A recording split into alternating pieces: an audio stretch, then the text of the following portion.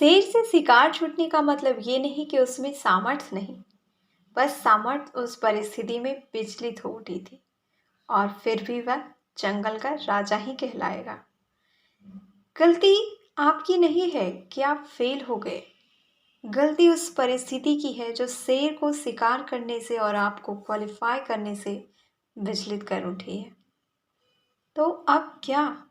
Next और not? शेर से शिकार छूट जाने पर भी वह शिकार करना नहीं छोड़ता, तो आप कैसे छोड़ सकते हैं? ये कोई यूपीएससी जैसी हार्ड एग्जामिनेशन नहीं है जिसे के बारे में आप सोचें कि आप इसको क्लियर कर पाएंगे कि नहीं कर पाएंगे। बिल्कुल नहीं। फिर से आपको खड़े होना है। दिसंबर में एग्जामिनेशन होगी, सीटेट की फिर से आयोजित होगी, जिसकी तैयारी आपको अभी से करनी है और 100+ लाना ही है। मात्र 5 बातों से अब की बार करना है सीटेट पार और बीपीएससी में फिर दिखाएंगे धमाल। तो नंबर 1 बात क्या है? सबसे पहली चीज की कॉन्फिडेंस और एटीट्यूड। आप में वो कॉन्फिडेंस और वो एटीट्यूड होना चाहिए। लोगों के सामने दिखाने वाला एटीट्यूड नहीं, वो पढ़ने वाला एटीट्यूड होना चाहिए जिसमें झिझक के लिए कोई भी जगह नहीं हो। और ये सबसे आपका नंबर 1 पे है इसीलिए। अब नंबर 2 क्या है? तो नंबर 2 आपकी स्टडी से रिलेटेड है। वो है कमांड ऑन सीडीपी, जो कि रटने से बिल्कुल नहीं होगा, बस उसकी कुछ चीज़ों को समझना होगा। समझने वाली बातें क्या होती है उसमें? क्या कि बस जिसमें बच्चे को बहुत अच्छा दिया जा रहा है, गिव अप दिया जा रहा है, जिसमें कि उसका बहुत मन भी लगा रहे, ये वाली चीज़ें आपको बस ध्यान रखनी है।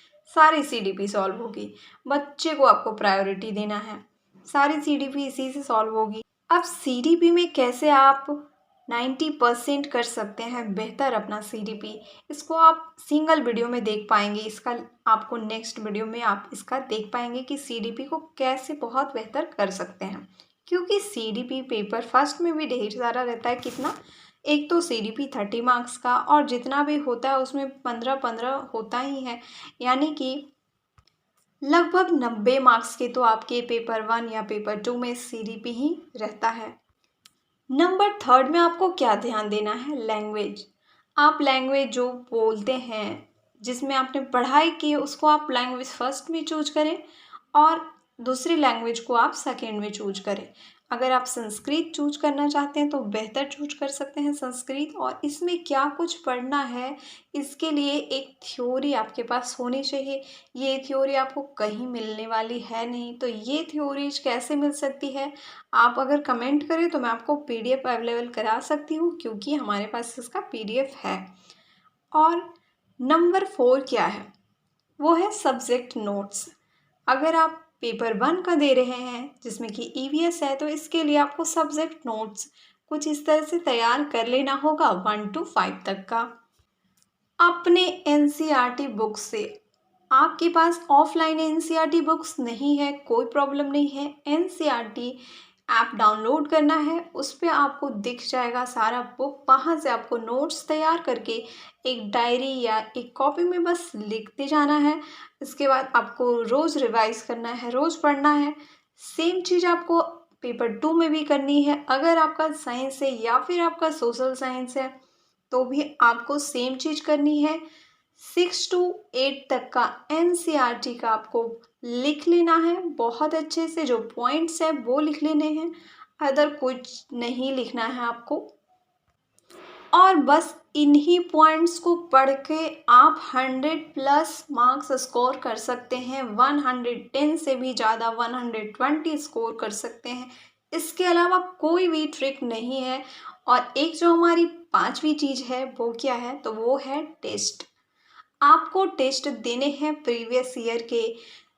अगर आप 2012 से ही होता आ रहा है या उससे पहले से भी होता आ रहा है ये सीटेट का, वहाँ से 2012 का भी आप अगर शुरू करते हैं, अभी 2023 तक आप दे लेते हैं, तो डेफिनेटली आपका सीडीपी भी स्ट्रॉन्ग होगा, ईवीएस भी स्ट्रॉन्ग होगा, साइंस, मैथ्स, लैंग्वेज भी आपका स्ट्रॉन्ग हो जाएगा इसी से। टेस्ट आपको रोज देनी चाहिए, हो सके तो एक दिन में एक या फिर मैक्सिमम आप एक दिन में 2 टेस्ट भी देख सकते हैं। और टेस्ट में आपको ऑफलाइन बुक से टेस्ट नहीं देना है, क्योंकि उसमें आपको वो चीज़ें, वो कंटेंट नहीं मिलेगी जो कि ऑनलाइन टेस्ट वाले से मिलती है। ऑनलाइन टेस्ट के लिए आप किसी भी ऐप पे डिपेंड हो सकते हैं। अगर मैं बताऊं आपको एक ऐप सजेस्ट करती हूँ, तो मैं आपको टेस्ट बुक ऐप सजेस्ट करूँगी। ये टेस्ट देने के लिए बहुत ही बेहतर ऐप है। इस पे आपको हर एक टॉपिक का जो भी आपने जिस भी क्वेश्चन को रॉन्ग किया है या फिर जिस क्वेश्चन को सही भी किया है, सब के बारे में डिटेल वाइज सॉल्यूशन लिखा हुआ होता है। एक्स्ट्रा नॉलेज यानी कि इसमें दिया हुआ होता है। जिस भी ऐप में आपको एक्स्ट्रा नॉलेज मिल रही है वहाँ से आपको टेस्ट देने चाहिए, और ये डेफिनेटली करना है आपको। इन पांचों बातों में से किसी भी बात को स्किप करने की बिल्कुल कोशिश ना करें, क्योंकि अब की बार 100+ लाना है और सीटेट पार करना है, ताकि बीपीएससी जो एग्जामिनेशन लेगी उसमें आप इंक्लूड हो पाएँ।